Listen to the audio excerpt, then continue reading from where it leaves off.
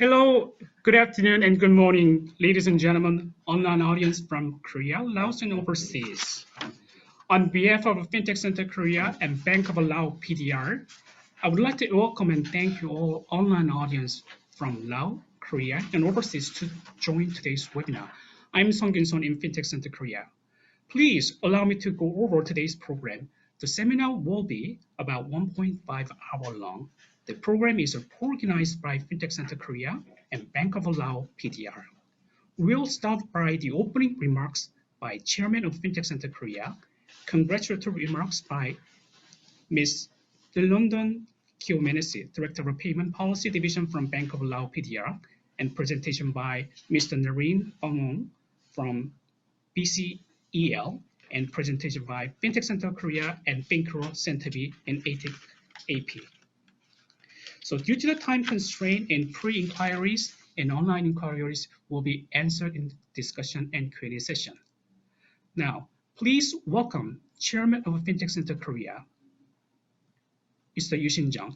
Chairman, he leads the Fintech Center Korea and he is the professor of Sogang University. He has extensive experience in fintech industry and finance industry. Now, please welcome Chairman for delivering opening remarks.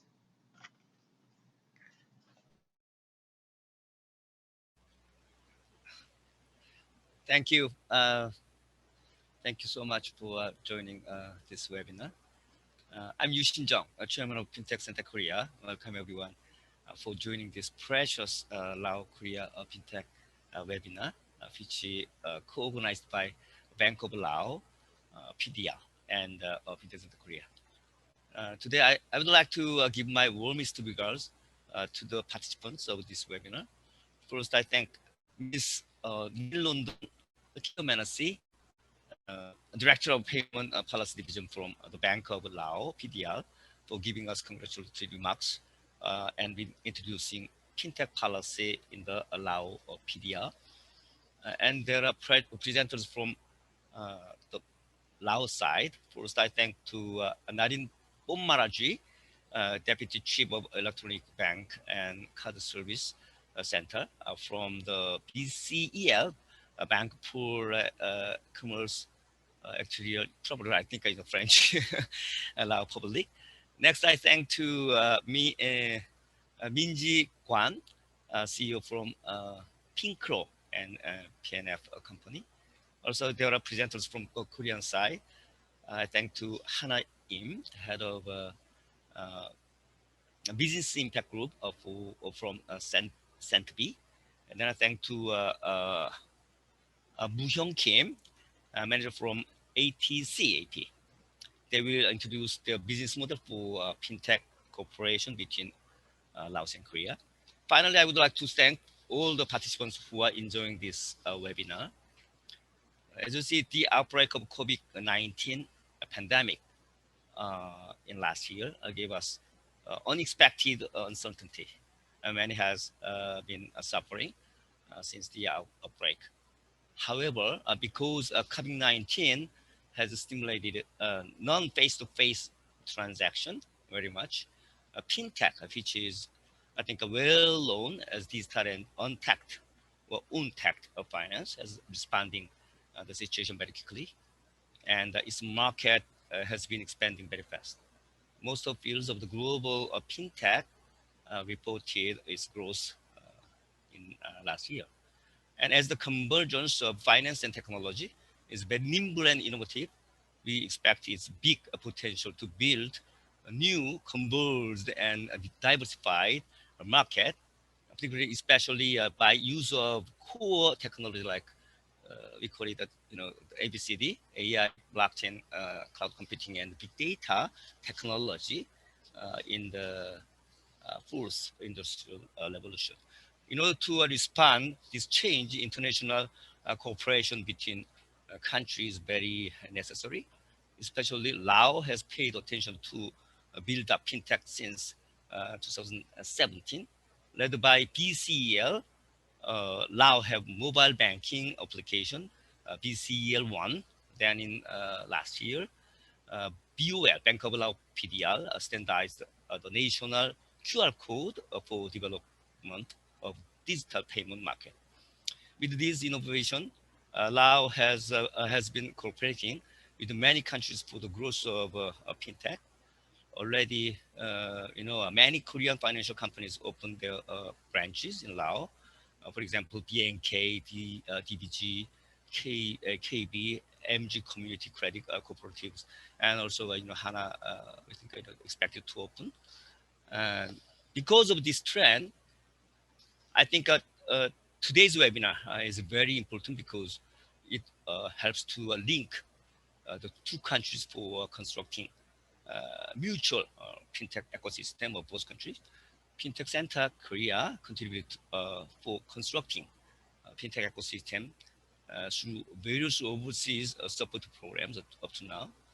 Since last year, Fintech Center has held 10 Fintech overseas expansion webinar series from July last year to December. And moreover, we had a total of 36 domestic and global fintech demo days. Up to now, more than 200 global fintech companies participated and presented their business model. In 2019, we also held the ASEAN fintech conference in Seoul, organized by ADB, Asian Development Bank, and BOL, Bank of Laos PDR. We could have a meaningful time as Mr. Tam-Tu-Bong, sorry, Director General from Bank of Laos, introduced the trend of Lao fintech industry and policies to us. And May last year, we opened Korea Fintech Week 2020.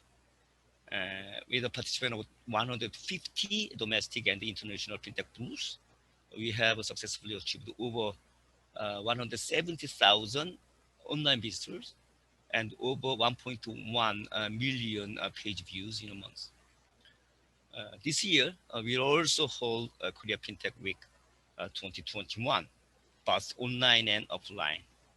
I think there'll be a meaningful session for global fintech companies and related organizations.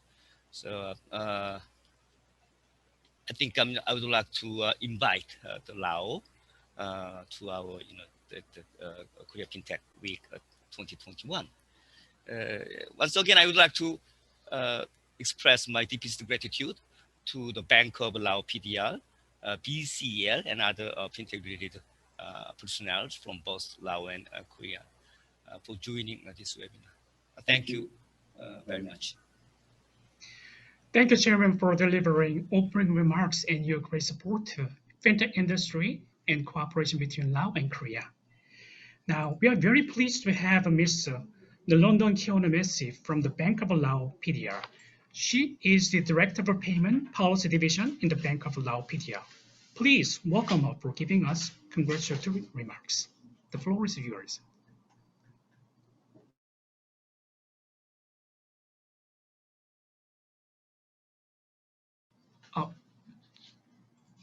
Would you turn on your speaker, please? Yes, thank you. Sorry. Thank you for giving me a great honor to represent the Payment Systems Department, Bank of the Laos PDR, to deliver congratulatory remarks at the Laos Korea FinTech webinar.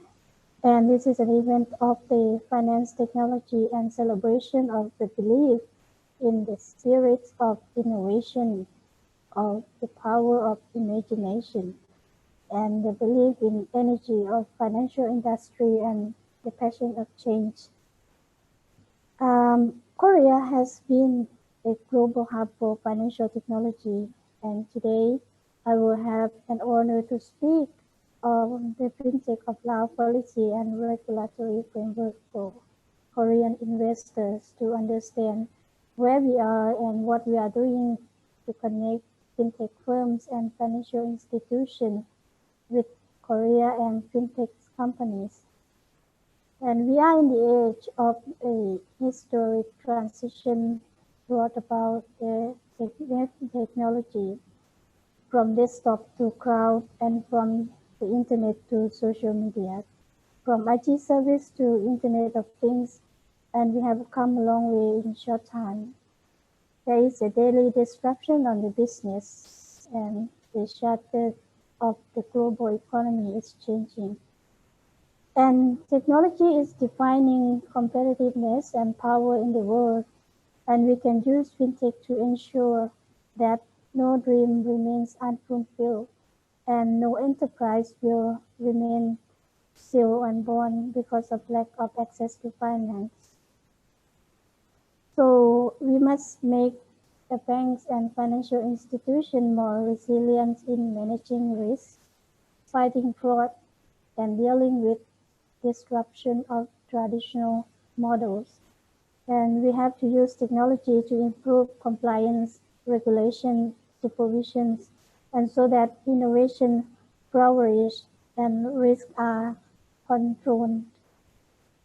We must use fintech tools to combat money laundering and other financial crimes as well.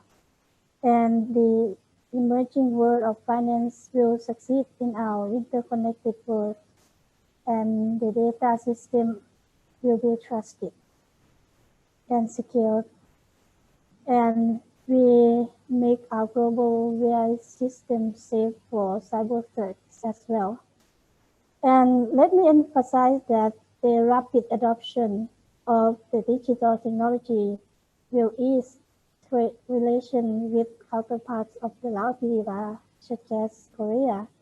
And I believe that this webinar will offer new thoughts and perspectives on shaping Lao fintech policy direction towards addressing some of the challenges that associated with digital trade between Laos and Korea.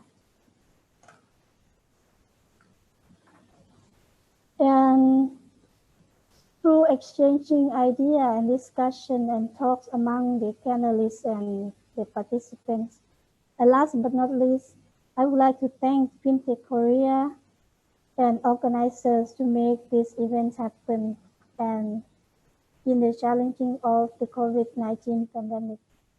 Thank you and enjoy the rest of the program. Thank you. Thank you, Director London KONMC, for your congratulatory remarks and your great support to Lao and Korea's fintech industry cooperation and future development. Now, let us begin the first presentation from Lao. Ms. Neolun Kyunmisi, Director from Bank of Lao, will deliver her presentation on fintech policy and ecosystem in the Lao PDR. Thank you. Okay, you may share your screen. Thank you.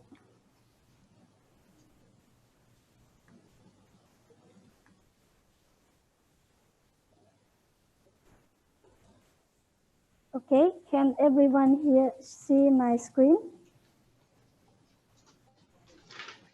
Yes, I can see your screen. Maybe you can enlarge it full screen. Okay. Okay. Okay. Before we start, That's better. Yes. talking about Lao, can you see my screen? Yes, it's well Hello? screened. Can you hear me? Yes, well, I can hear you well. Okay, then let me start. Before we talk about the ecosystem of our fintech industry, let me talk a bit about the development timeline of the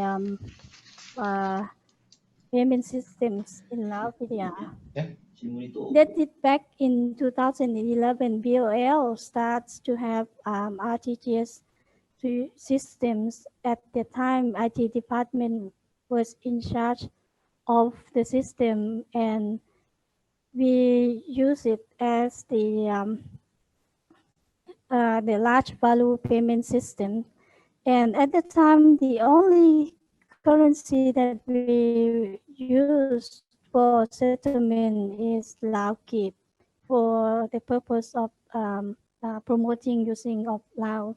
And then in 2015, we start using labs as clearing for card system. And at the time, the IT department was also played role as the payments system operator for labs. But then in April 2019, labs was privatized and it became the first retail payment systems in the Lao PDR, and with the new names called LabNets. Okay.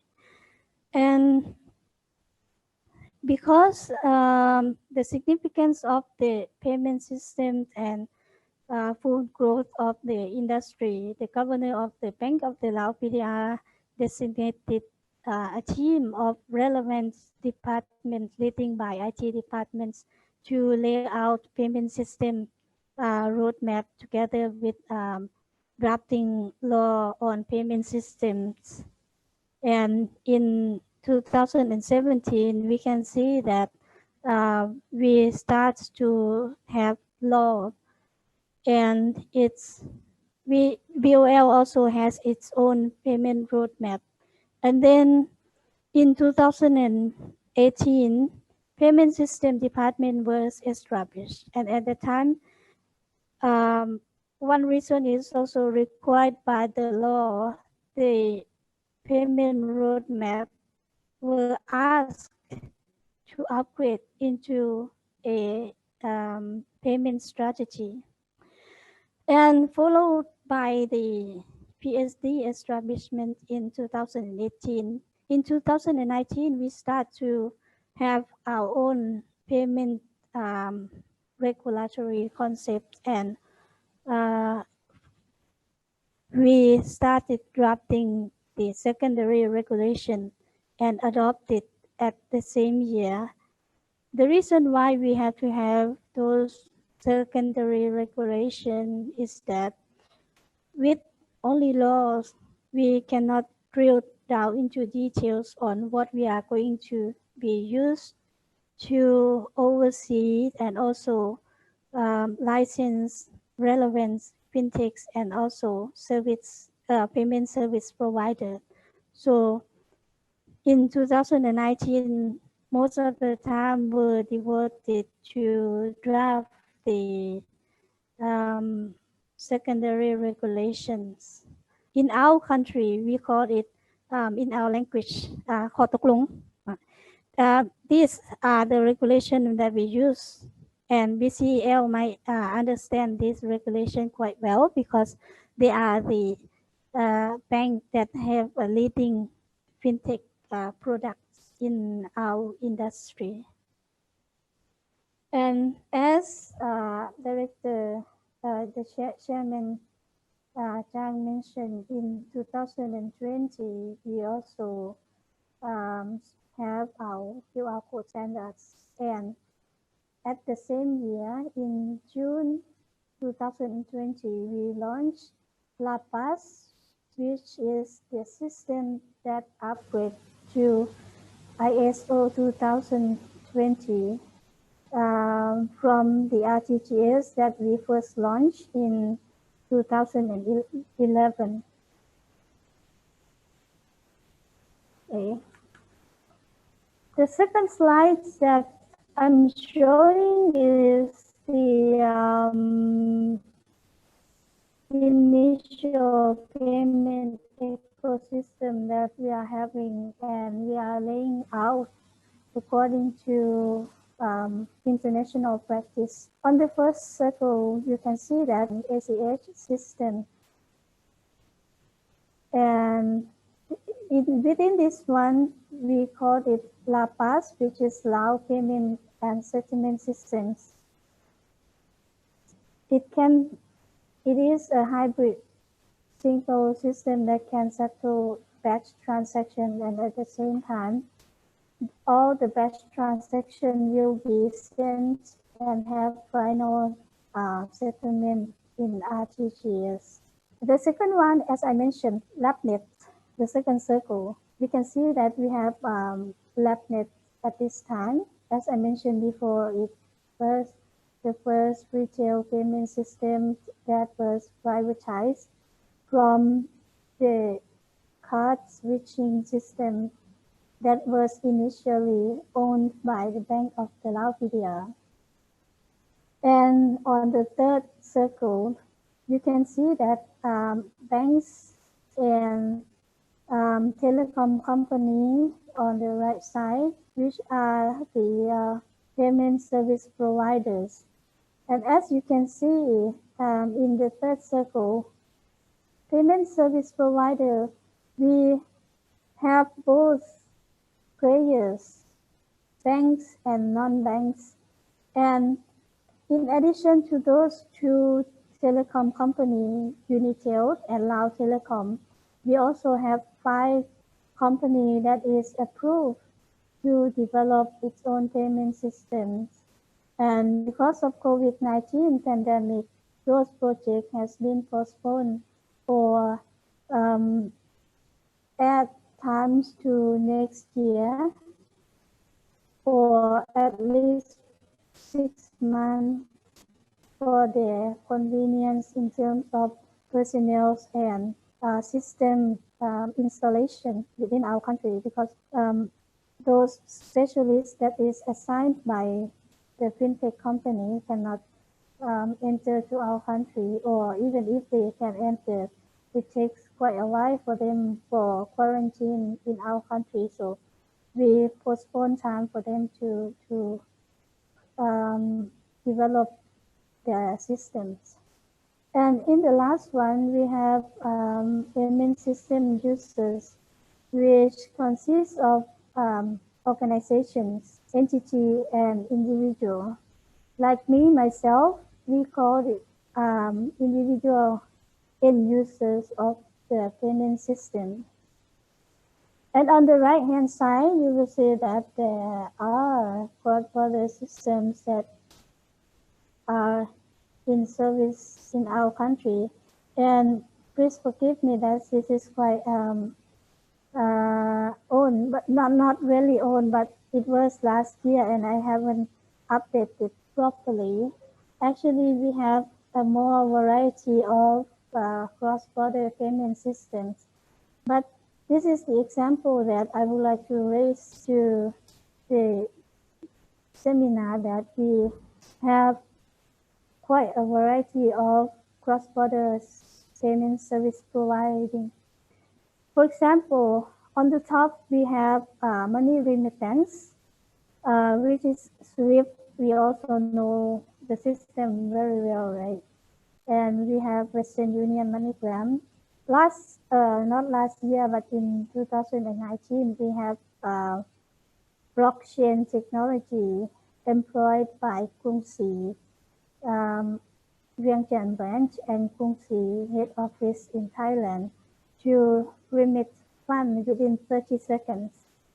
And last year, we also approved K-Bank cross-border payment service using API that can take only less than 30 minutes to transfer money from Laos to Thailand or from Thailand to Laos.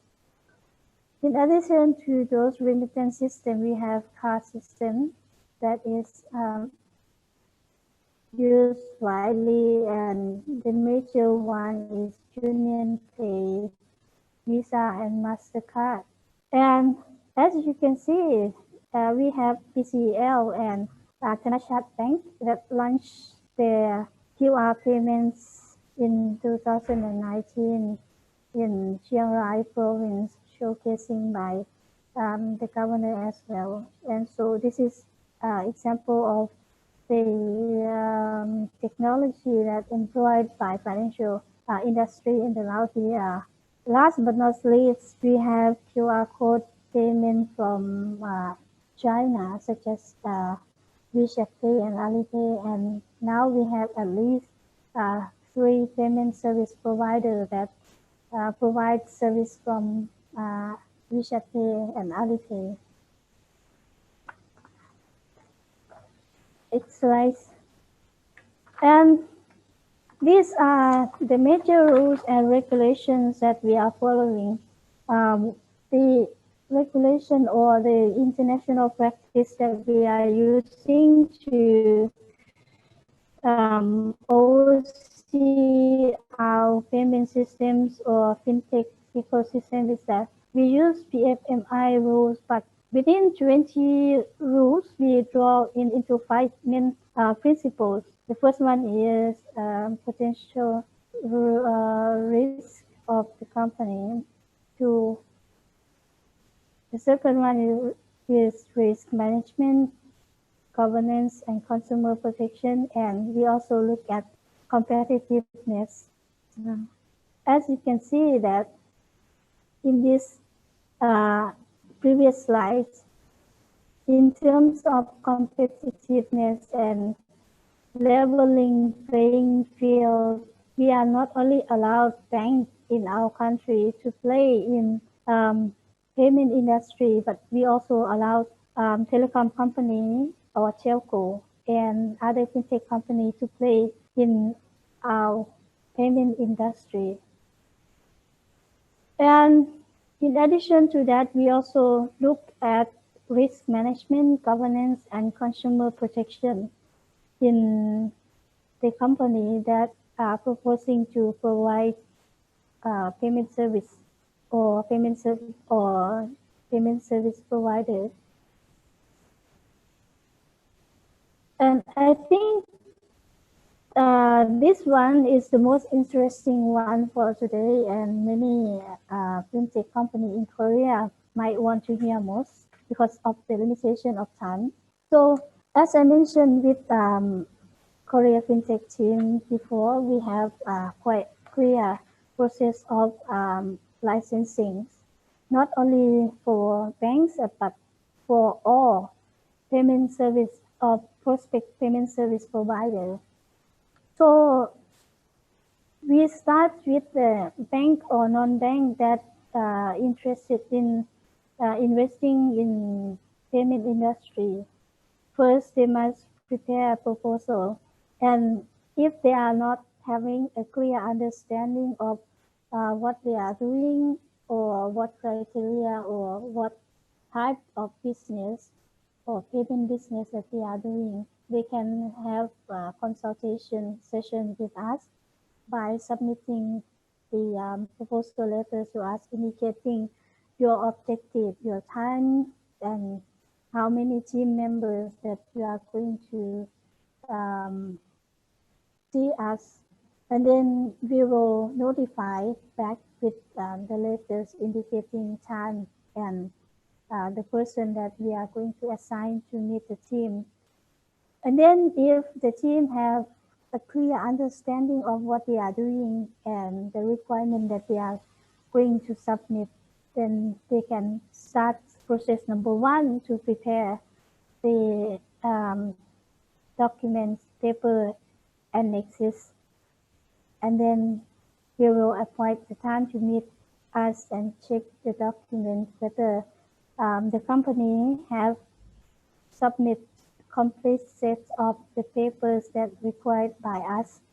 If the company has submit complete set of the documents, then the licensing process can start at the time.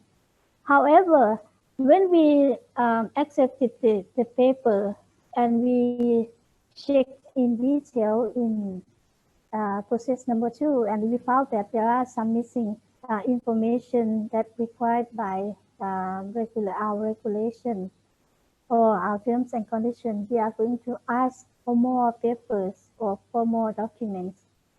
And within that time frame, 30 days, we have to add into number of days that required for us to process our licensing. For example, we have time frame for 30 days, but then when we ask for additional documents and your company provide take 5 days to provide, we have to count it as 35 days. Okay. Then before we start authorizing process, we are going to have pre-service launching inspection, which I think 2 weeks ago we went to BCL for inspection one product from Korea, and BCL and that one is one part of the licensing process within 30 days that we check.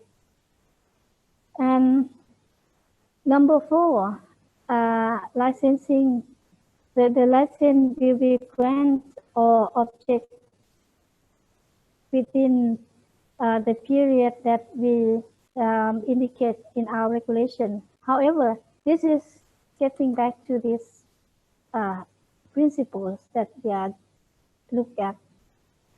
For example, if we see that the system have higher risk and cannot be handled very well by one of these criteria or other criteria that we can foresee that the service are not safe enough for consumer, we are going to need to notify back to make amendment or object such proposal. And then number 5, licensing will be granted and charge and fee will be paid. And number 6, the company or payment service provider have to notify the public on launch of new product, and then they can have official launch. So this is the end of my presentation, and I will welcome all the questions or discussion by participants, and maybe as I can see in the agenda, it will be at the end of the session. Thank you. Thank you, Director, for your presentation on fintech policy and focusing on the payment system in Laos and the license process and consumer issues.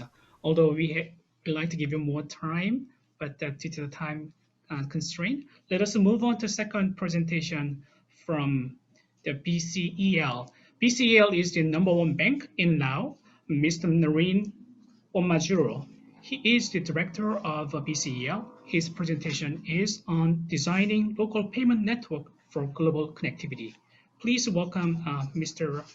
Nareen Omajuro for his presentation. Keep your presentation about 10 minutes. Thank you. Hi.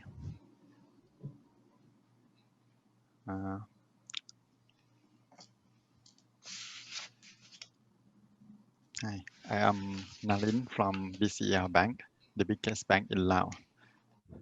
I develop digital products for BCEL, including BCEL One, which is also the biggest mobile banking platform in Laos.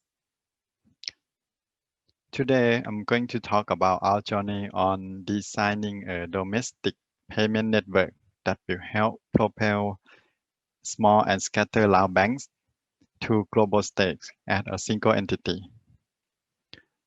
A real-time payment network system that bank connects to allow a real-time payment network is a system that bank connect to allow a customer from one bank to transfer money to another bank, and also to make a purchase from shop of another bank.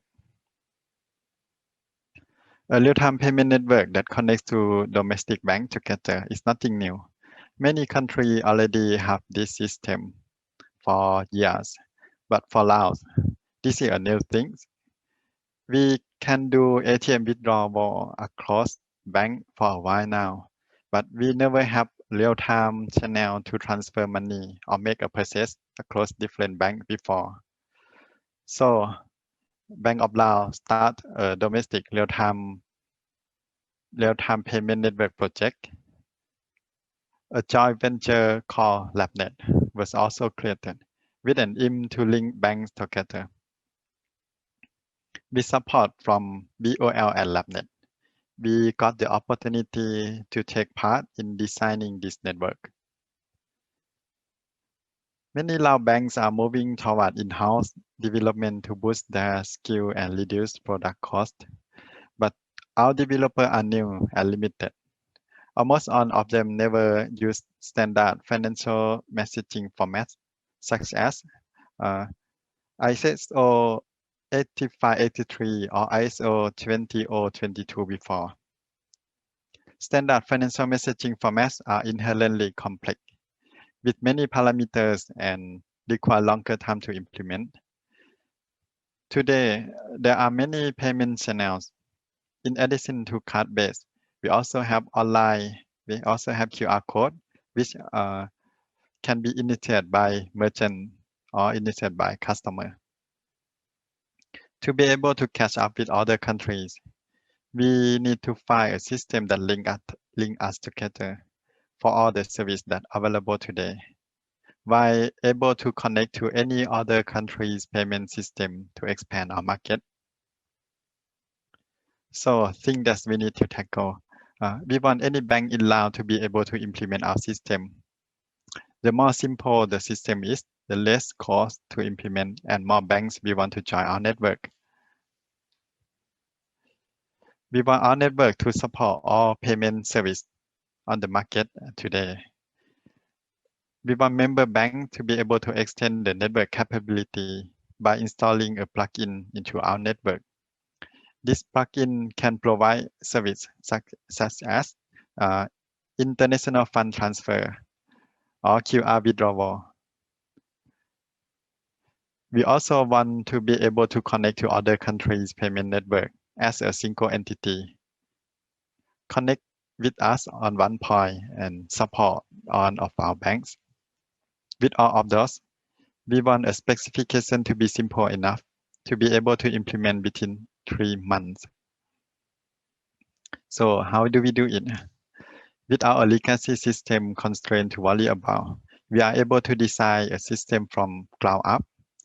We have come up with an unconventional message format for financial network, but very popular on web service or startup country or startup project. It's called JSON format.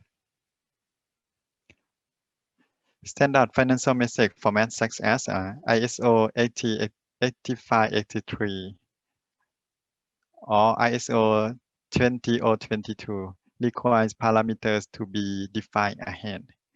Change to parameters format require member to update the system, update the schema, or it could break the system. But our JSON message does not. We can add new parameter later without affecting the system.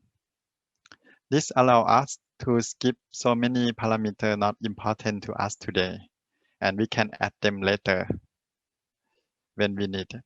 This made our system simple to implement. There are only 2 functions that member banks need to implement. That is balance account inquiry and transfer. But transfer function can be used with multiple system, multiple service. For example, purchase on shop or online or e-commerce or ATM withdrawal or integrate into vending machine, integrate into an app. Service can be expanded later without member having to update the system. Additional data can be added into the system without affecting current app. Members are free to customize the app to suit new data. For example, we have a QR payment. At first, we only have a name of a shop and amount, and then we can add product name, product detail, shop slogan or logo later. And member banks can decide to add this additional info into the app and or not adding it on, and the system will still working.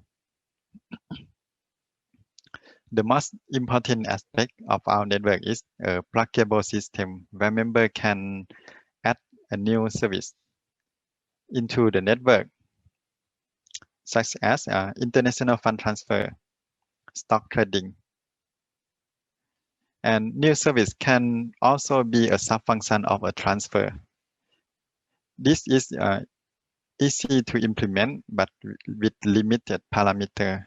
So All members can use new function instantly without the need to update the app because they already support a transfer function.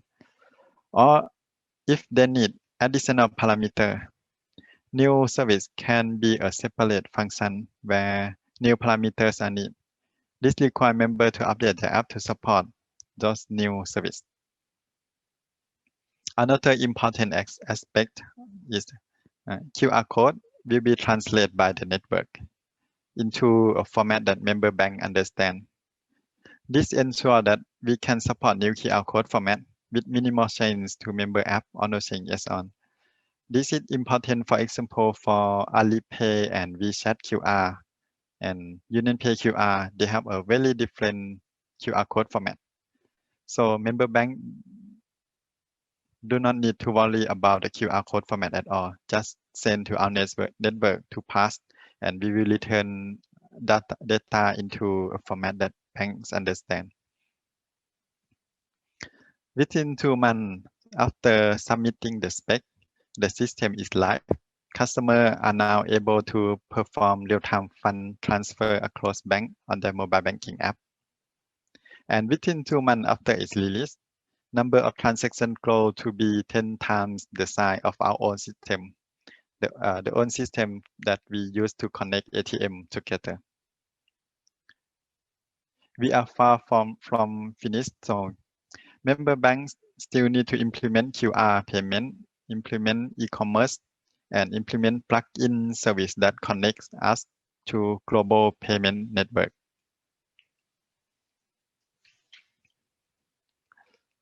A continuous support from BOL is still needed.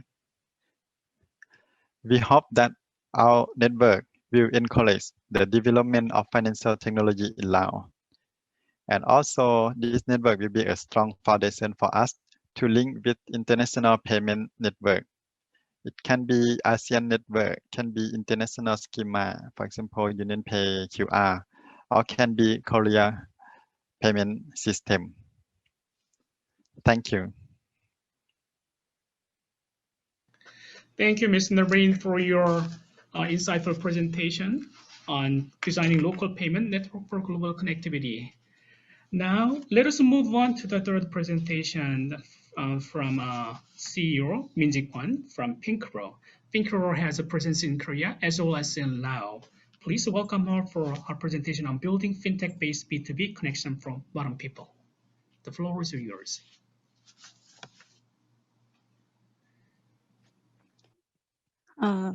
Can you see my presentation?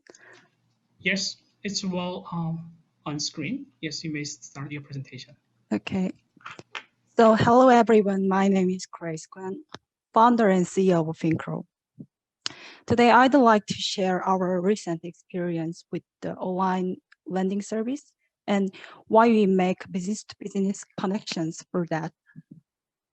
So the theme of today's talk is building fintech-based business-to-business connection for modern people. It will be really keyword in fintech market because it's hard to meet correct and aligned well business partners among lots of players in marketplace. Here is a online lending service for small and medium enterprises in business-to-business way we experienced recently. This was done in Korea. Based on these experiences, we'd like to contribute to the prosperity of the fintech markets in Laos PDR. Okay. We identified the pain points of a two-dimensional market about online lending service clearly. So we made a business-to-business connection between financial institution and information online platform. Okay, let's see the key pain points. There are small business owners who want to get a loan. They are operating restaurants, cafe, and beauty salons and pay rental fee every month. They are less than 6 months after opening their own business. So this business owner had limited information and assets due to strict eligibility criteria of financial institutions. We found the small and medium enterprises have difficulties in meeting materials and demands of the financial institutions at once. Financial institutions have strict eligibility criteria to provide loan products to small and medium enterprises. So eventually, this situation arises between the demand and supply both sides.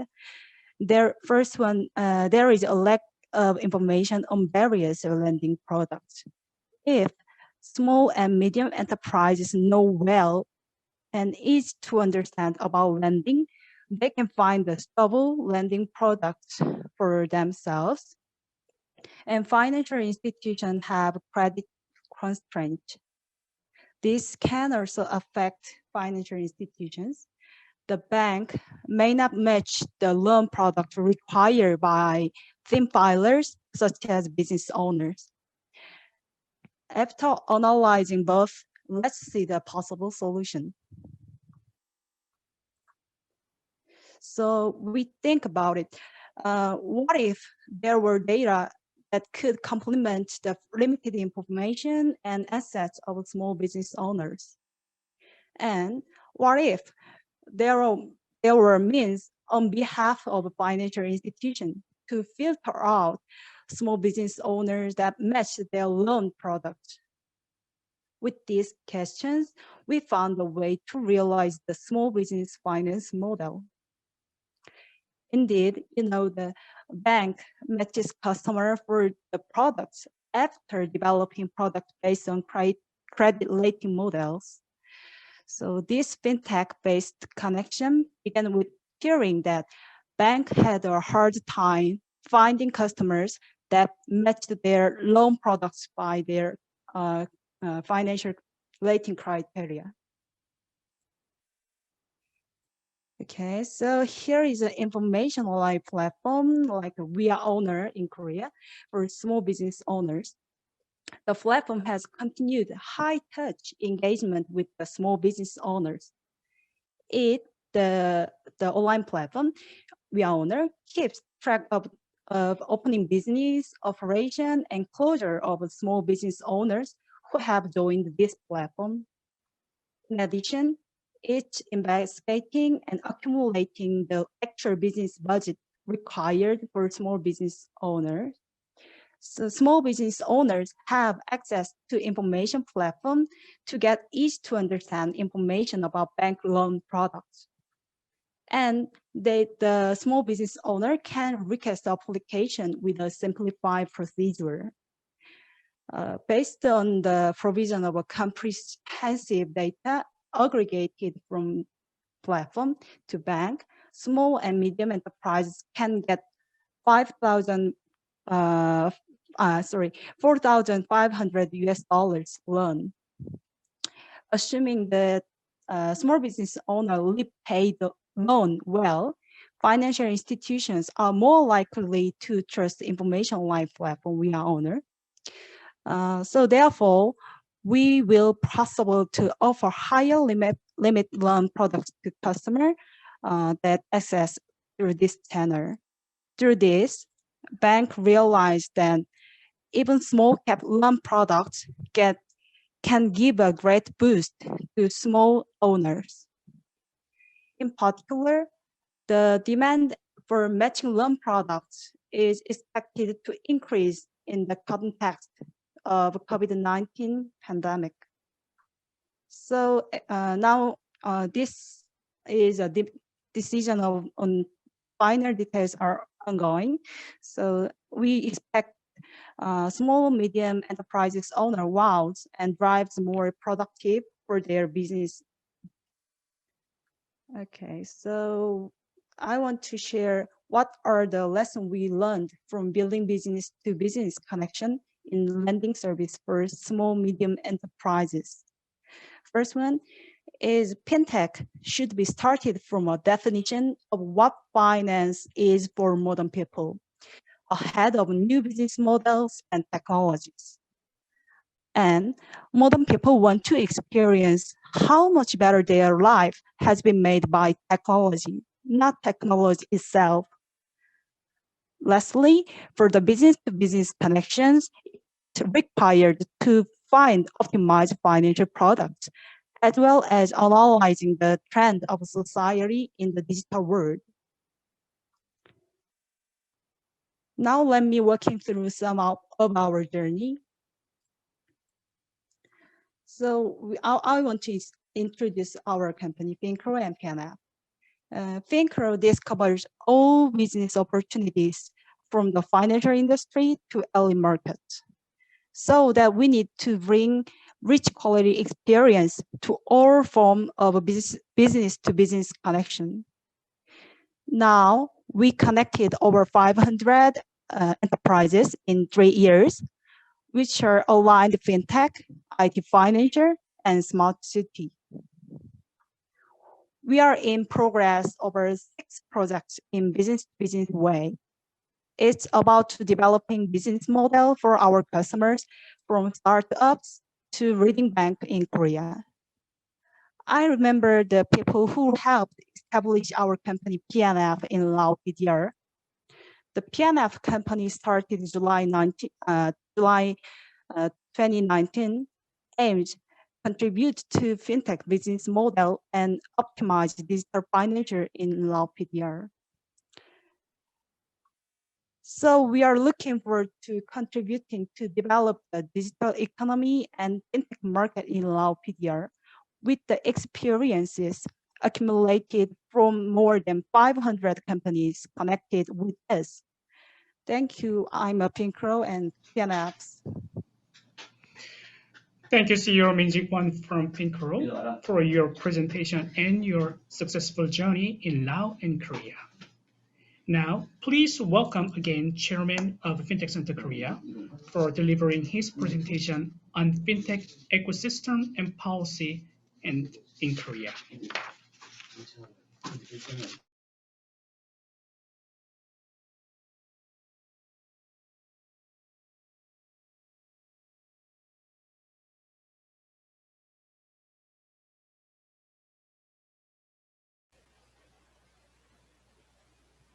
Thank you. I'm Yushin Jonggae.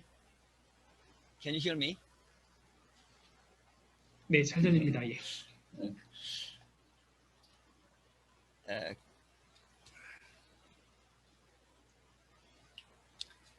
Korea fintech has started a little later than the global market, but Korea has, as you see, strong points in IT and digital, and also Korean government has a high willingness of promoting the fintech industry, and so we are, I think, rapidly catch up with global leaders of fintech.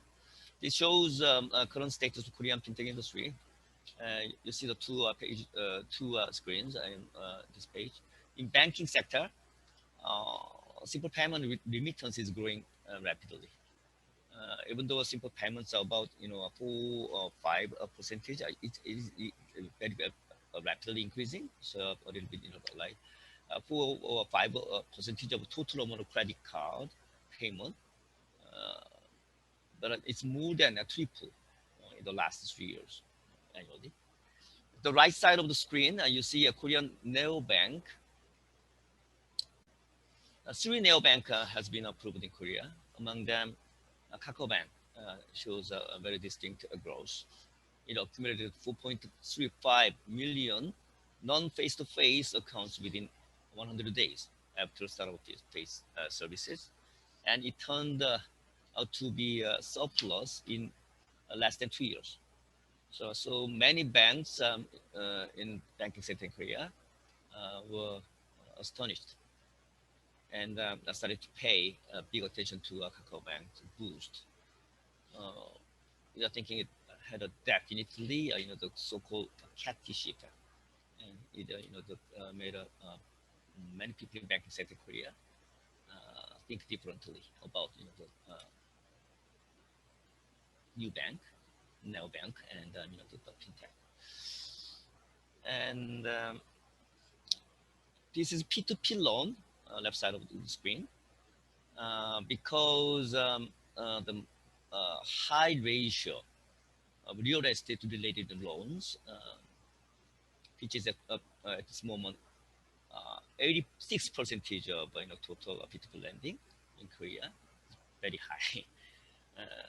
So and also as you see, the Korea the COVID-19 impacted particularly the small business the people, the borrowers, and so now Korean government are concerned about it. But I think the P2P lending business model is pretty good in terms of the transparency of the model and the flexibility of the twisting and the customizing supply and demand side.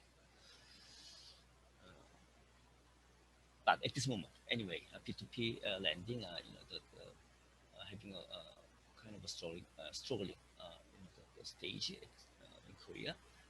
But I think it'll be a good chance, have a good chance in the future. Right side of the screen, robo-advisor.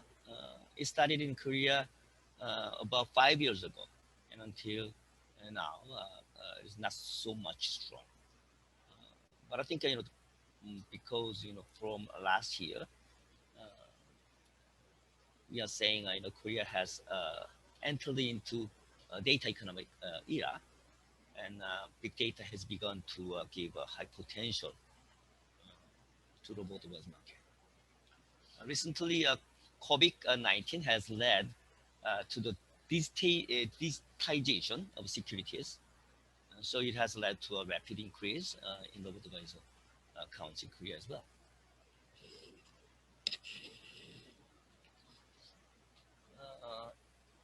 You see at the left side of the screen, crowdfunding. Crowdfunding is one of the funding methods of venture startups. Unlike angel investor or venture capitalists, many investors participate in crowdfunding. So even though it is small money, but because a lot of people invest, gather the money so big, and also it is a kind of very good merit in terms that it has 3 good effects, which are not only the advantage of funding, but also the effect of advertisement or marketing, and revenue increasing effect, because even though the investment is so small individually, but individual likes to to invest it, which means that they want to buy the product of the company, and also want to talk about the company in favor. So in 2017, it was just the $5 million US, but it became $260 million US in 2019. So it increased the 5 times in 3 years. You see the right side of the screen, insurance. More detail, just accurately, Insurtech. That started late in Korea, but as in the global market, interest in Korea about Insurtech is growing rapidly, and also we expect to see quite a big change, such as the emergence of new specialized insurance company in Korea this year. So I think the Insurtech or insurance, the things in Korea will see kind of a big change this year. This screen shows where Korean fintech innovation is located. I think the 4 stages. You see a 4 stage, from left upper side, and step 1, 2, 3, 4 for fintech innovation. The 4th stage is unbundling. The consumer chooses customized services such as payment, remittance in their hand, in mobile smartphone. And so as I primitive, the stage in terms of fintech or digital finance. And you see a step 2, the second stage is about digital platform. Once the unbundled service, such as each service within the fintech gets kind of the consumer's loyalty, and then the company start to think that we can give another service to the customers as well. Not only the payment, but remittance. Not only the payment and remittance, but the capital service or banking service or insurance service. A good example is the TOS, in Korea. TOS service in Korea. At first, they are providing only the remittance, and then they started to getting the loyalty from the customer, and that they give another service to the payment and the securities, and then insurance. They enter into even to their bank recently. You see, so we call it step 2 is a platform stage. You see step 3, stage 3 is about the using data by convergence with the infrastructure technology. Technology, there are many, but the core technology like the ABCD, AI, blockchain, cloud computing, and big data. As companies can use big data. Big data is pretty important because it's kind of a raw material in a digital the market or digital industry. ABCD technology will be very much utilized. So the technology more and more important, become important. So not only the fintech, but also techpin. Probably which is called the global market as fintech enabler. So in Korea, we call it the techpin. So techpin fintech is a little bit different, but the techpin means the more focusing on technology, the fintech.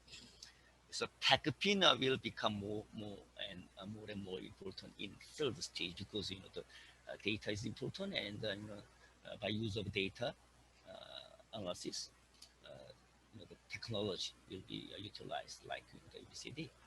So as I told you, the last year, the Korean, the economy entered into data economic era because the Korean National Assembly passed the amendments to the 3 major data privacy laws. So we started to use data, and not only the production data, but particularly important is the consumers' data. So which means we can customize consumer, the product for consumers on demand. And in the last stage, financial services can be integrated with non-financial service. So financial with non-financial convergence. We know that the big tech companies, GAFA in USA, Google, the Amazon and Facebook and Apple, and BAT, Batman in China, Baidu, Alibaba, Tencent. And we begin to see Korean big tech emerge in Korean financial market as well, such as Naver, Kakao, KT, SK, LG, those kind of the big tech companies that that emerging in Korean financial market. And as you know, the financial settlement data, financial data, has all information for understanding consumers' behavior, because it is all related to the buying products of every industry, every product of in every industry. So it has all kind of information and data of the consumers' behavior. So which means if we utilize the financial data, particularly financial settlement data, we can help. We can get a lot of the information about the other non-financial sector business model, non-financial industries information. So we can the financial companies or fintech companies can the kind of business model with non-financial companies or non-financial sector or industries. So from step 3, we can to go over into step 4, stage 4, financial with non-financial convergence. Korea is where is Korea? The fintech innovation is located now is step 3, stage 3, because we enter into data economy era, and we can use data, analyze data, and we integrate with converge it with the technology. But we expect go over to step 4. As I told you, one of the reasons of rapid growth of fintech in Korea is government's willingness on fintech. Korean National Assembly passed the legislation called Financial Innovation Support Act on December, the end of 2018, and also based on this act, open banking and regulatory sandbox policy came into force. So far, 6 commercial banks and 20 fintech companies have signed for the first round of open banking. So people can see all different banks' transaction in one bank account. And second round has begun as well last year. And in second round, more local banks, more fintech firms, and saving banks and financial institutions expect to join. And also, you see, second one is a sandbox regulatory. The company is granted with a temporary approval for the innovative service. Total 135 of financial, the innovative service providers designated as innovative financial service for regulatory sandbox up to now. And last, I wanted to talk about my data. What do you think about my data? My data is my data. Use my data. So use consumers' data, and then make the customized services for the individuals, financial end users. So my data business just started in Korea. It's very meaningful, I think, because it's a first new business model of Korea data economic era. It gathers all personal data, so the individual can search their integrated data and can design customized financial product. At this moment, not only the financial institution and fintech companies, but also non-financial companies like, as I told you, the big techs such as Naver, Kakao, KT, so on, interested in my data very much. So we are already a Korean financial market studied the new stage. Not only the financial companies and fintech companies, but the non-financial companies mingle with each other and compete with each other. And I think it's a kind of to the financial companies and fintech companies, it is a kind of pain, but give us a momentum to for them to to raise their competitiveness. That's all I wanted to give today. Thank you. Thank you, Chairman, for your insightful presentation on Korea's fintech ecosystem and government policy. Now, let us move on to the presentation from fast-growing fintech company Centerbe, Hanna Im. She is the head of business impact group in Centerbe. Her presentation is Centerbe as a neobank disrupting cross-border money transfer. If you're ready, please go on.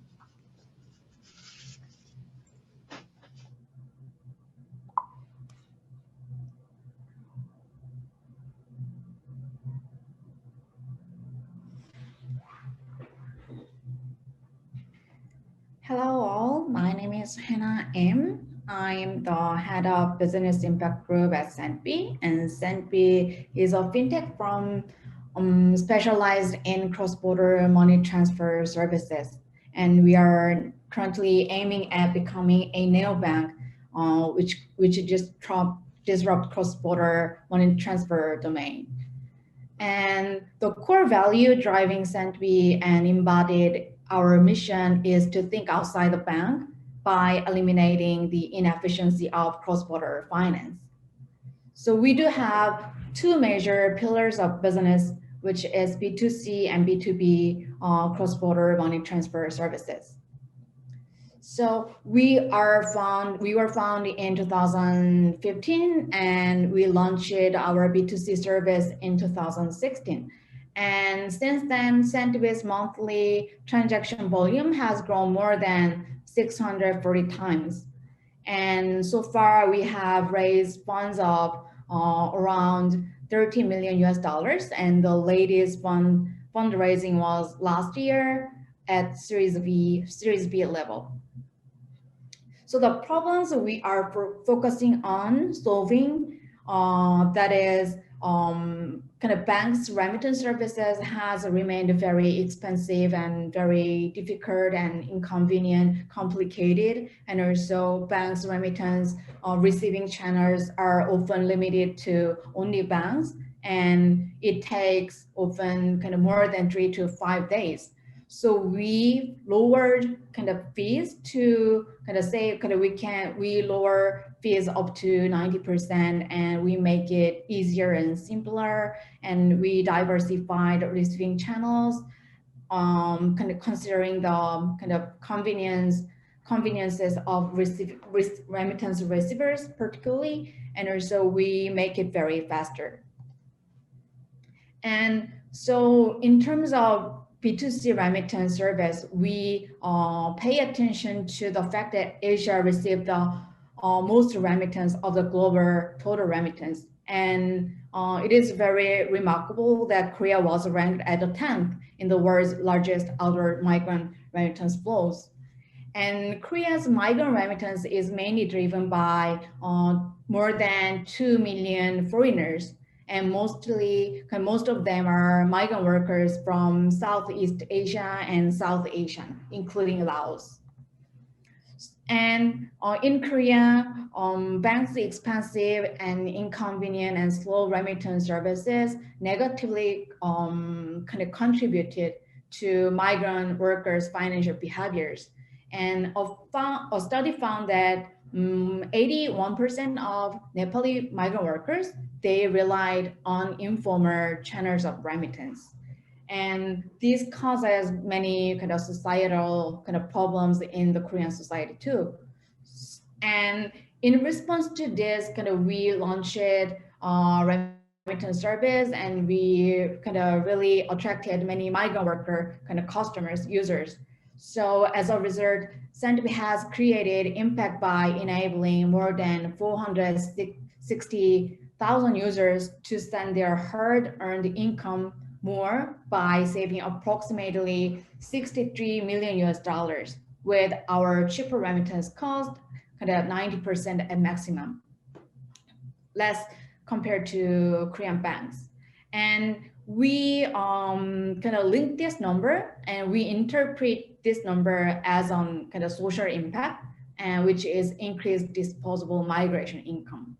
And we do manage and measure this as one of the KPIs in our kind of core business activities.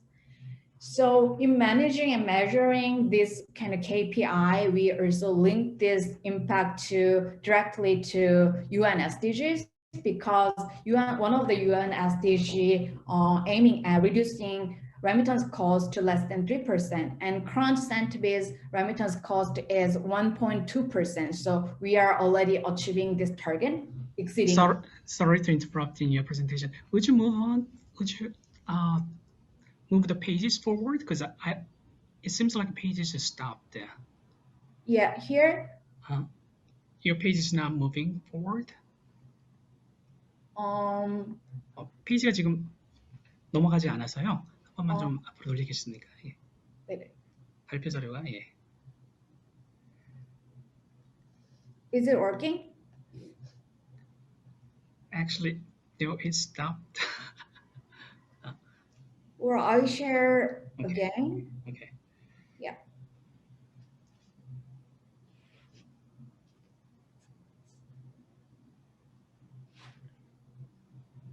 Can you see the presentation? Yes, that's much better. Yes. Yeah. Okay. I'll continue. So Sentby is attempting to our business to UN SDG goals directly, because kind of some of the UN SDG goals are really directly connected to our kind of business activities, and one of them is to reduce to remittance cost less than 3%, and our current Sentby's remittance cost is 1.2%. So we are already achieving kind of this target and even kind of exceeding the target. And in addition to the remittance cost, and our business activities can be related to one of the UN SDG goals of reducing recruitment cost. And so we are trying to contribute to this goal by linking our users' remittance to appropriate financial products such as long-term saving, insurance, investment, or certain types of loans. And also, in addition to B2C remittance service, we do have B2B global payment service. So, and this service can be connected to one of the UN SDG goals of kind of promoting or encouraging kind of formal access to financial services for micro, small, and medium-sized enterprises. And to do so, Sentby has been deepening and broadening its impact by partnering with many kind of global key players in the sector of financial inclusion, such as UNCDF, MetLife Foundation, National University of Singapore, and Korean Advanced Institution of Science and Technology, and SK Group. And this is the kind of Sentby's own strategy, kind of covering and addressing the financial inclusion perspective of our migrant worker users. And we would like to empower remittance senders as well as receivers to build their own sound financial health and resilience at the kind of along the cycle of their migration experience. And this is more details of our strategy.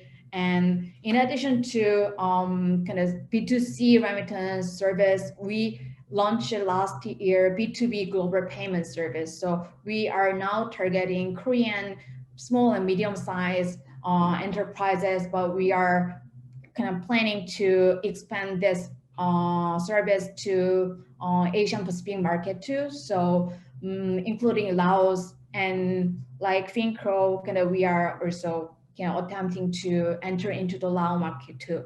So Sentby's B2B service kind of expects to contribute to eliminate potential loss of $60.4 billion induced by currency volatility. And also it can kind of like B2C model, we can also reduce expensive fee and we can improve inconvenience for our corporate users. And to do so, we have been establishing our own business infrastructure composed of FX risk management capacity, FX hub, and global partnership. So FX management wise, we have self-developed automated FX risk hedging system, and we do have licenses from the Korean and Singapore authorities. And our FX hub is actually in Singapore.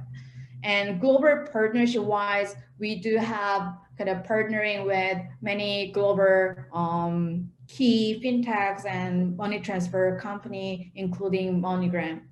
So it really helps our economics and our cost reduction internally. And our management is teamed up with experts in foreign exchange and first tech development, global sales, legal affairs, and also social impact management.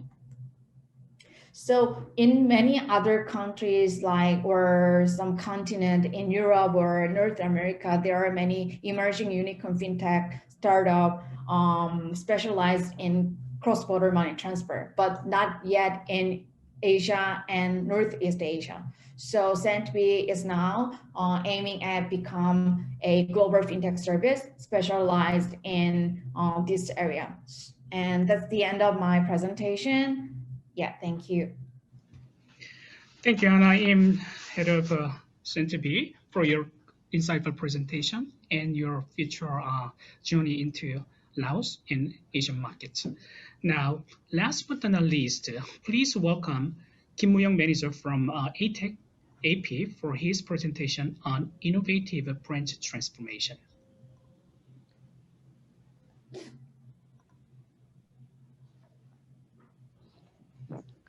Hi, my name is Woo-young Kim from ATech AP. I am the sales manager of overseas department. And ATech AP is a manufacturer of ATM, automated teller machines, and TCR, teller cash recycler for financial institutions and retail market. Today, I will introduce and talk about the transforming to the future branch, which is innovative branch transformation.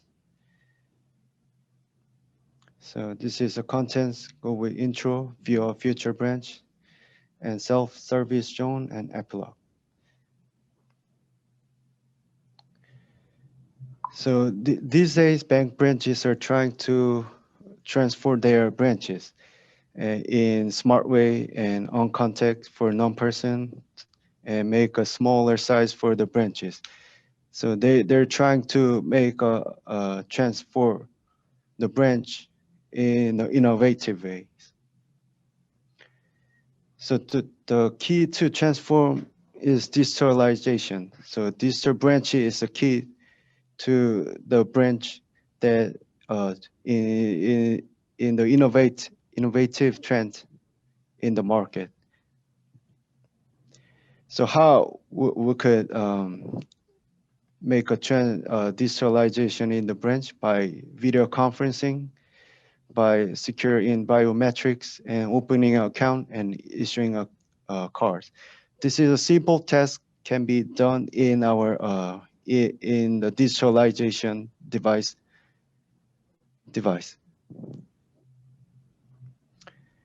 In our ABF Banking Journal survey, customers still want the local bank branches, and most of the majority of the U.S. adults prefer to visit and interact with the teller, which is they prefer to go to the bank to do their works. So in order to decrease the teller works by digitalize to decrease the simple task and do the closing operation and preparing and managing the cash and other inventories.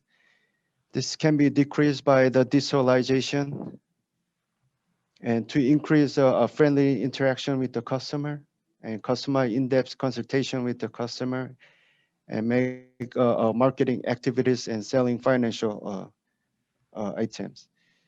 So to improve the both customer satisfaction and the branch productivity, so make it more efficient work in the branch. So here we will go and see how we could change the branch, the innovative branch. So to see the view of future branch, this is a view of future branch is separated with the digitalized self-service zone and the digitalized teller service zone. Today, I will go only with the self-service zone.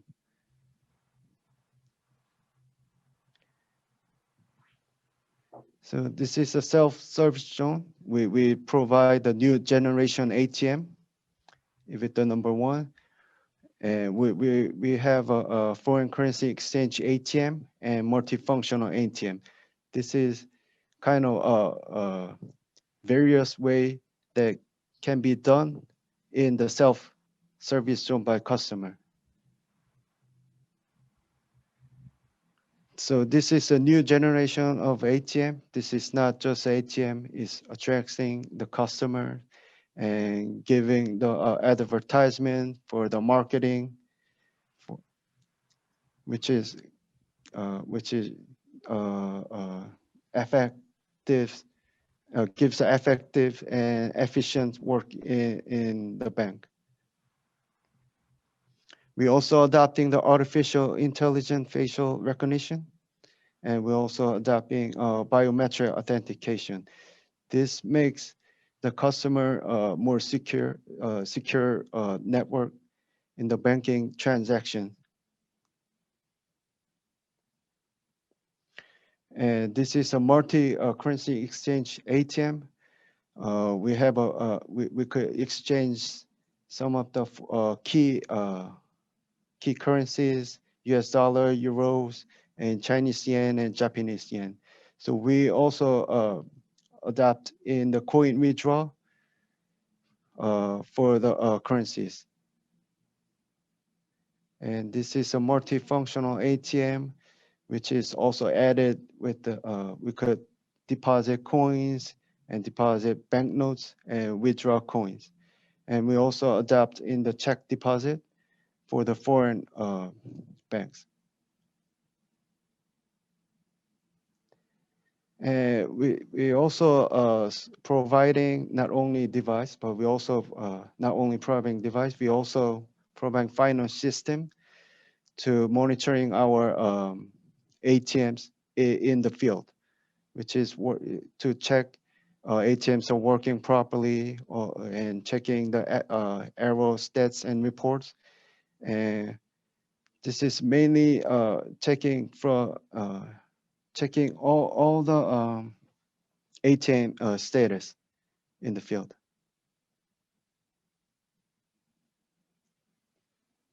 And this epilogue. So ATech is a leading financial innovation based on technology and business expertise. We have 8 denomination recycling ATM, which is our technology. We also adopting the trend of the market, which is using voice recognition service and facial recognition service and finger vein authentications. And we are the reliable partner in leading digital financial market. Yeah. Thank you. Thank you, Mu-young Kim from ATech AP and your future partnership in Laos and Asian markets. Although we have finished all the presentations, thank you all. Let us have a quick Q&A session and brief discussion. The chairman, Yu-Shin Jung, will moderate the Q&A session. We do have a little inquiries and online chatting. We will discuss further. Thank you. Thank you, Yu-Shin Jung back. We always, make error in keeping the time.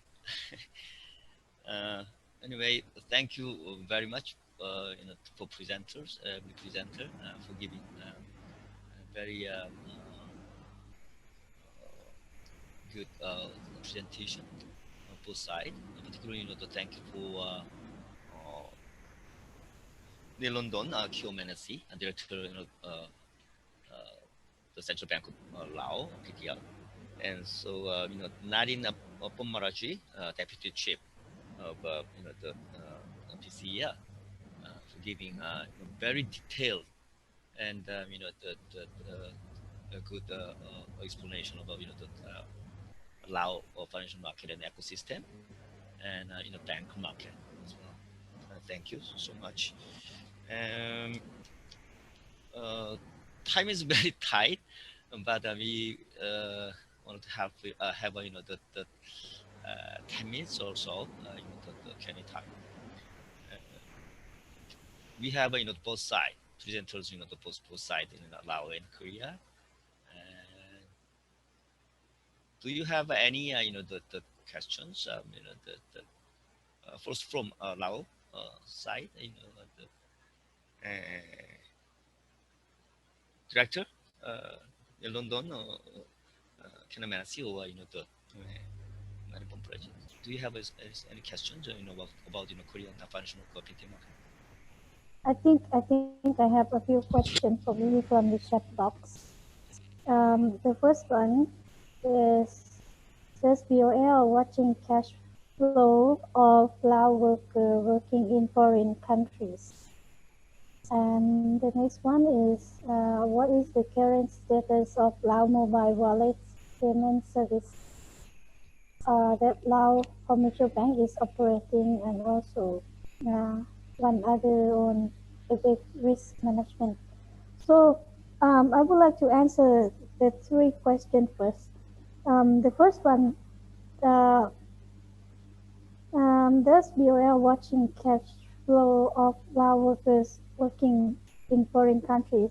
Yes, we are monitoring, and in terms of payment system or payment service provider, we are looking at what type of service that you are providing.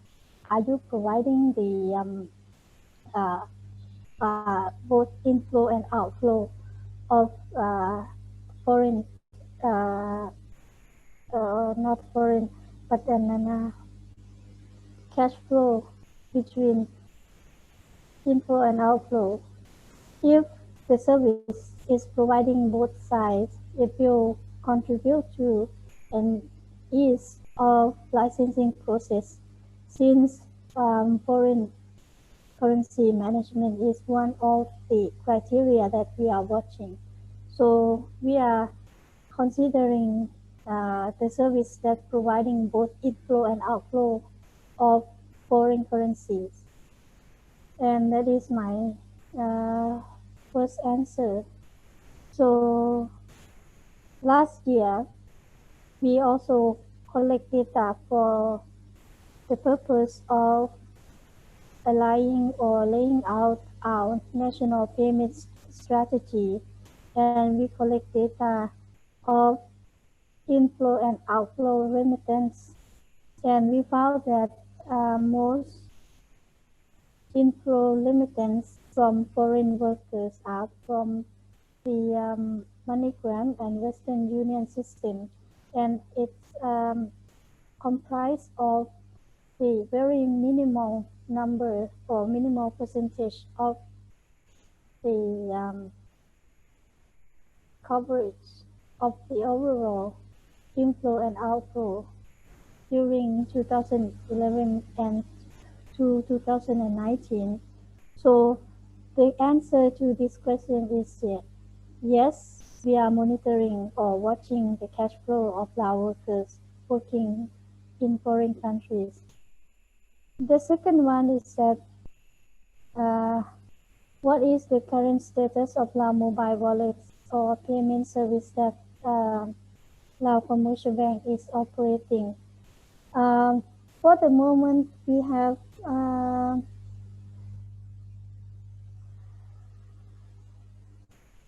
we have 15 banks, 1 financial institution, and 2 telecom company that is providing mobile money. And also we have 8 electronic money service providers, including banks, non-banks, and finance institutions. And my last question is that what foreign business operators should be aware when entering the local market? I think the most important is the understanding local condition. What local people or demographic condition is like. For example, in Laos, even though we have starting payment system or payment service industry for quite a while, but then the service itself is concentrated in big cities and the capital cities. But other than that, the coverage service is still a big question, especially payment acceptance. For example, even within the Vientiane area, we can see that payment acceptance, for example, QR, are still concentrated in the big city area. But when we move to a quite rural or outskirts of town, we still have a lack of payment acceptance. So we can say that ecosystem in our country is not still incomplete. So what we are looking for is that we are looking for the payment service provider that have more acceptance in rural area or in outskirts of town. So when foreign business or foreign payment service provider would like to enter into our country, we will consider whether their business model will first facilitate our own demographic specifics. Second, will it help to facilitate financial inclusion or help to complete our payment ecosystem or not? And the third one, would the business can facilitate or help the central bank to do its functions well or not? And our main function as the central banks includes monetary policy, financial stability, and payment systems. So when fintech company would like to enter our country, we will have to look into these aspects clearly. And those are the conditions that can add to the technology itself that we are considering. Those are for the three questions that I think I have in the previous session. And the last one that I have from the chat box is that the World Bank, ADB, and many NGO emphasize non-face-to-face remote boarding due to current COVID situation. Is there regulatory framework exists in Laos to support social and financial inclusion? Yes, in our payment strategy, we already put financial inclusion as one of our strategy that needs to be addressed by payment sectors. And those in this area, we will we actually have many action plans that we ask the World Bank and the NGO to help. For example, we have built awareness building activities in 11 rural areas, and we are looking for sponsors and also the payment service provider that are willing to join us in that activity. And as I mentioned, payment systems in Laos are still concentrated in center and large city areas. So we are looking for the payment service provider that are willing to play its part in rural area as payment acceptance to complete our ecosystem. So that is all for my answer for the question in the chat box, I think. Thank you.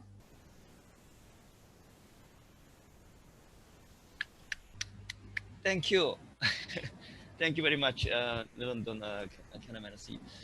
You know that answer not only that given question to you already, but also the question from my chatting window. It's very detailed.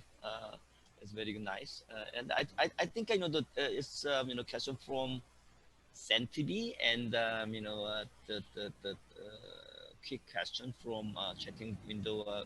I think by person from Pinda, Fintech company in Korea. Because the Hanaim looking in the SNTB, that probably she that is a question. Are you okay? Yeah, so answer I'm from the yeah. director. No. Overall, I think kind of 3 questions to Sanpi. So yeah, answering to them, like so the kind of major behavior change that Sanpi has been paying attention to is that we have observed that migrant workers face some problems in having very high level of control on their remittance, because we observe that kind of once money is sent from Korea, kind of they lose their control on their remittance. So kind of even though they really regularly send like kind of $1,000 to Laos every month, and Lao migrant workers here in Korea, kind of they, most of them kind of they kind of work here, like stay here for kind of almost 4 years or more than 4 or 5 years. So kind of it can get the remittance, kind of remitted money would be a really large amount when they return to home, but they do not see any accumulated saved kind of remittance. So that's why kind of we are now seeing that in addition to just helping them send money to home, we would like to help them figure out what kind of financial products, such as long-term saving, insurance or investment, or housing loan, and so on, or business loan even. So we can help them link their remittance to appropriate or very sound financial products, so that they can see their kind of accumulated kind of saved remittance when they return to home, so that they can continue their very sound financial health situation even after the migration experience ends. So, and yeah, that's what we are kind of paying attention to currently, and we are now carrying out a pilot project to do that in partnership with UNCDF for Bangladesh, Nepal, and Myanmar users. So we have researched it, we listed up kind of available financial products both in Korea and 3 countries, and we are now making some financial education materials for those 3 countries users. And this summer we will be carrying out some workshop and financial education seminars for those 3 countries users. And then we are really attempting to make real kind of impact or changing over our users. And then maybe kind of that model will be expanded to Laos and Philippines or Indonesia, Vietnam too. So that's what we are looking forward to. And about the kind of FS hedging system question, so maybe I can briefly share my screen and to explain more about this FX hedging system. So we can assume that kind of export company A in Korea, they signed a contract and estimating sales of kind of 3 billion Korean won, equivalent to $3 million at shipping date. But it would take at least 15 days for the collection of export payment in Korean won, and foreign exchange loss of Korean won would be like 80 million Korean won, or it can like $80,000. So kind of those losses would be incurred according to the exchange rate on the date of deposit. So in order to avoid such foreign exchange loss according to kind of currency volatility, FS hedging should be made by taking opposite position in future market at the moment of estimating sales. So and losses due to foreign exchange volatility are offset and disappear, since gains from future trading equals losses in spot trading. So that's how we mitigate FS leaching the risk, but these processes are being automated. So kind of previously we did it manually, but we self-developed the system. So we are now kind of having a system to automate this process. So yeah, I think that would be the answer for the explanation about the FX hedging system and our approach.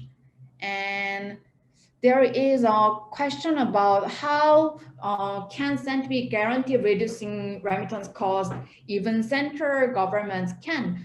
But as far as I know, kind of remittance is one of the kind of financial services available in the market, and financial services provided by private companies. So it is not, so remittance cost is not decided by the central government. It is really kind of up to market and market competition. So in the case of Korea, until 2016 or 17, only banks were allowed to do remittance business.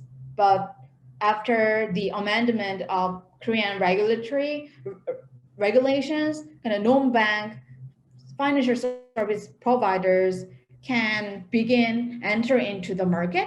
And then right now, I don't know exact number, but as far as I remember, there are 26 remittance kind of license holders in Korea. And so that's why some major Korean commercial banks plus 26 non-bank financial service providers who is remittance companies, they are now really competing each other very kind of aggressively. And then that's why kind of remittance cost has been really lowered. So I think so in many other countries and in many advanced countries also, they are achieving the kind of goal of reducing remittance costs.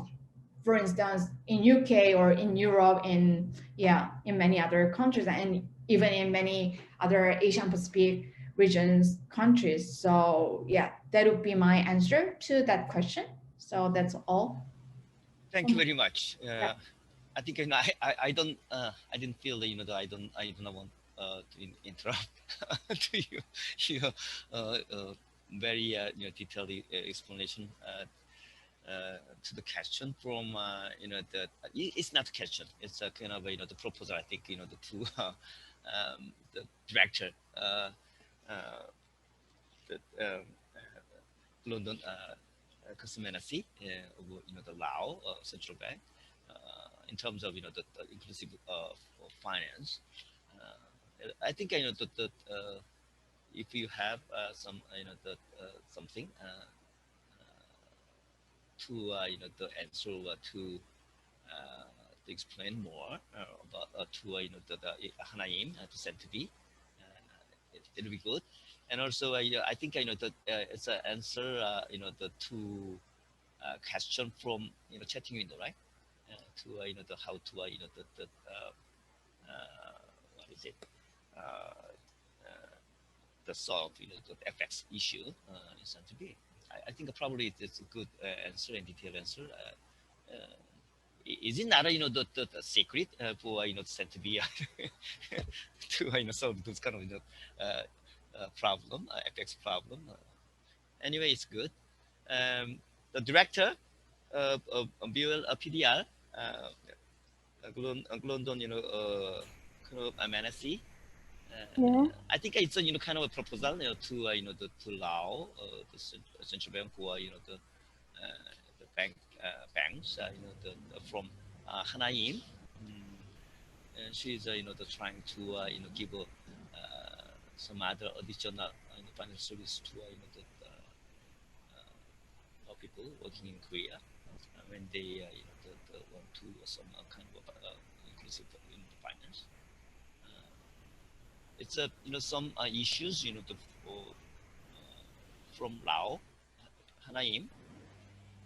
Do you have some the issues when you want to give us some those kind of the inclusive financial services to Lao people working in Korea in terms of in terms that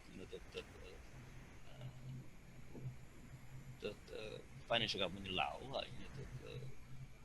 give some kind of permission. Yeah. So Yeah, the director, can you your voice was very soft and I didn't hear the question properly. Sorry. 하나임?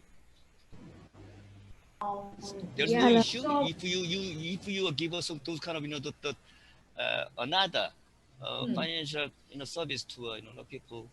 There's no issues from side of the Lao. So our kind of remittance sender. If there is no issues, it's okay. Yeah, it's okay. Yeah. Okay. Can I add something to the issue that Hannah raised before? I think that the question would be similar to Lao workers in Thailand, which I think now VCEL has been dealing with the issue very well. For example, VCEL has one product that I presented in my presentation before, QR payment between VCEL and Thanachart Bank. That product can help reduce cost of remittance between Laos and Thailand, because using SWIFT or MoneyGram or Western Union are costly for workers in Thailand. However, there are some limitation of the system that at the moment the transfer or the payment from from Thailand to Laos are still limited. So at the moment, the outflow from Laos to Thailand are higher than inflow for PCL. But then there are also other banks that provide similar service that offer lower remittance fee. For example, Kasikorn Bank or K Bank with the green one. So as I mentioned before, if Senpay or other fintech company from Korea would like to provide similar service for the worker in Korea to Laos, we would be welcoming all the service. And as in my last slide, we will process the proposal for licensing the same as other banks without limitation. But as I mentioned, we will have to look at many aspects that can support our policy. As I mentioned, whether the system can facilitate financial inclusion or not, whether the system can help to complete our ecosystem or not, and whether the system can help Lao workers in foreign country. Then I think in terms of Hannah question, I think the problem is within the family itself and our culture, because in Laos, our culture is quite different. One worker sometimes have to feed the whole family in Laos. That is one reason why one worker working 10 years in Korea do not have any saving at all for some of them. But some of them might have some saving left.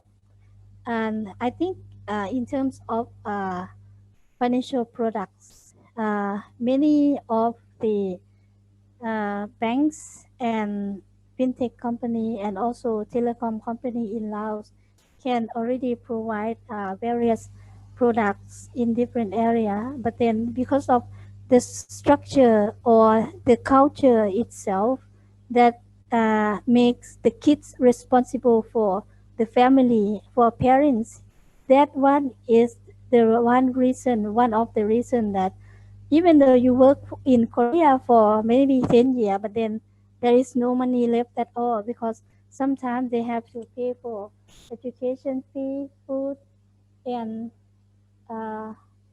utility bills for the whole family in Laos. That is the reason why I mentioned before that whatever business before entering to Laos, they have to have a clear understanding of Lao culture, Lao demographic, and Lao own condition. So this is sometimes you cannot do research from the internet, but you have to come to Laos to learn about the culture, to learn about demographic, to learn about behavior of consumer in Laos, to understand Lao markets. Thank you. Thank you very much. You are giving a very, very detailed, that explanation. Very nice. And we have some other, the questions, but Naripom Manaji, the deputy chief, you when you give a presentation, plug, what was it? A pluggable system. You showing us, the banks, some explanation about also in Laos, can banks, the buy and sell, the stocks, so the banking system is okay. When the married. Yeah, pardon. Can I didn't hear the Because question well. in your the presentation material, you show by your show, you see the people can buy the stocks through the banks. So bank is a kind of those kind of systems, to buy and sell transaction. Can you repeat it again? In Laos, can people buy the stocks through banks? Right now, not yet. They will have to call their broker, or they have to go to the stock exchange to buy or sell. But we are developing. We are working with the stock exchange to integrate the stock buy and sell function into our mobile banking app. Mobile banking app. So yeah. In near future, you are in near future. In Korea, the last one. In Korea, we are having it takes about the 4 months or so to for for example, not only domestic the company, but I think foreign operator companies to get kind of a license, the financial license from Korean financial government. So, even though Kyomanasi, the director, you to show the detailed process of the licensing, financial licensing in Laos. How long does it take? For example, for Korean the financial entity, financial institution, or the Fintech companies to get a license in Laos from Laos in such a way. As I mentioned. Hello. Yes. Can you hear me? Yeah. Okay. If as I mentioned in our regulation, we make it 30 days if we get a complete and correct set of the paper, and with consensus of the relevant department within Bank of Laos.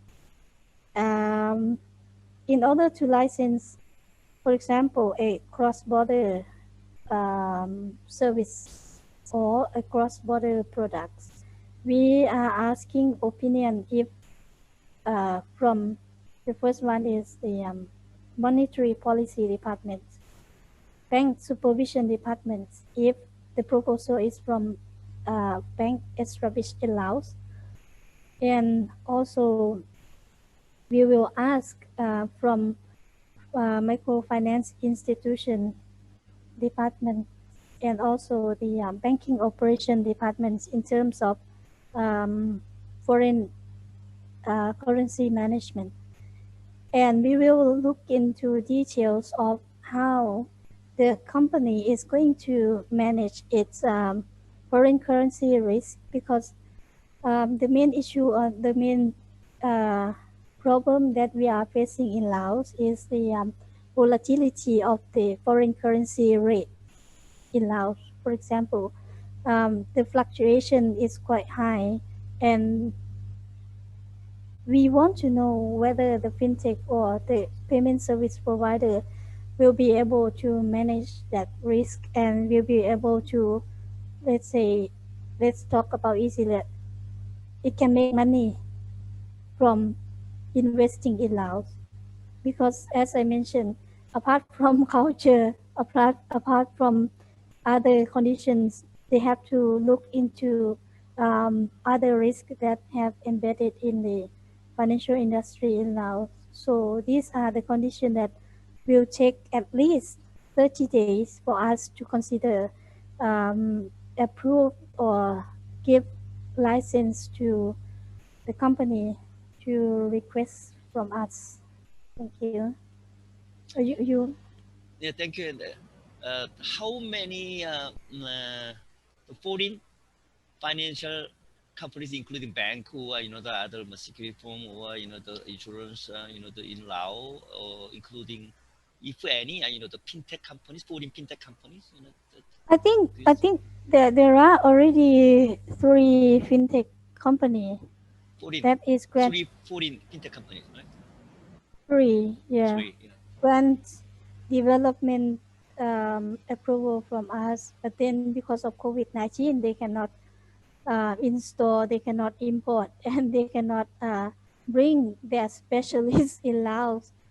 And the licensing has been granted since early 2020, I think, and then we have COVID pandemic back then. So I think 4 or 5 of them have already extended their approval to the end of this year. And if we reach that deadline, I think we have to ask them to resubmit all the papers again to reconsider whether they are still using the same technology to be payment service provider in our country. Because as you may be aware that fintech is moving quite fast. 1 year technology can change already, right? So this is our condition right now. Thank you. Thank you very much. The Fintech Center Korea is a kind of in-between organization, between FSCK, Financial Services Commission Korea, and the market. We are, the delivering the market opinion, and also we are delivering the Korean financial government's, the policy into the market. So I just, the kind of suggest one, we FSC Korea and the Fintech Center Korea at this moment we are doing kind of the financial innovative services and test market and send regulatory box. So I think if the Lao Central Bank and the FSC Korea and also the Korea Fintech Center Korea having a kind of not only just the simple MOU, but the referral MOU. So it'll be good help for the both of us. So finally, I want to give a suggestion to you, and then it's I think it's no burden. It's a kind of the full step for us to cooperate with each other, and your financial company and the Korean financial company and fintech company, the very constructively cooperate with each other. And time is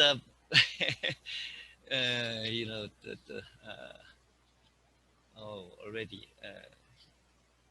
sorry, 40 minutes over the designated time, and but still there are many people hearing our webinar. So thank you very much for listening and participating our webinar.